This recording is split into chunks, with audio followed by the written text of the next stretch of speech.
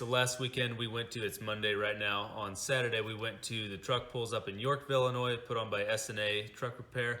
It was an awesome event. It was actually way bigger than I expected it to be. It ended up being like 70 to 80 trucks there, maybe even more. I know there was 25 in the stock diesel and probably 25 or so in the gas, and then 15 and then 10, and so, just kind of kept adding up. There was quite a few trucks there. It was pretty cool.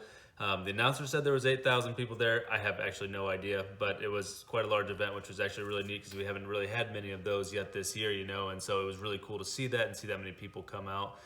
Anyway, so first pull they've already showed there was street stock, so basically stock Pierian Chargers up to 66 millimeter. It was the first class of the day, so this track was pretty loose at that time, which is great for most guys. For me, it's not because I'm pulling on these stupid proxies, but you know what, they keep me from breaking most of the time, so I'm gonna keep running them. Anyway, so got 7th out of 25 on that one, and then we pulled later on that night. Then quite a bit later there was stock gas, and then some super stock guys that went in between. And then the second class I pulled in was hot street, which is actually an ISP sanctioned class.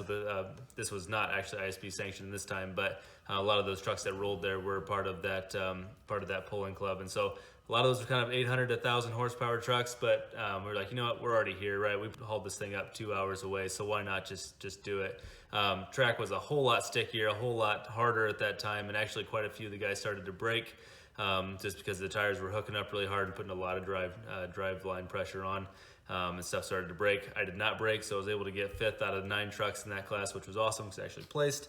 I didn't think I would, but you know what, that's why you go in there just in case whatever happens, right? So anyways, guys, enjoy. It was a great time, had a great event, so enjoy the video.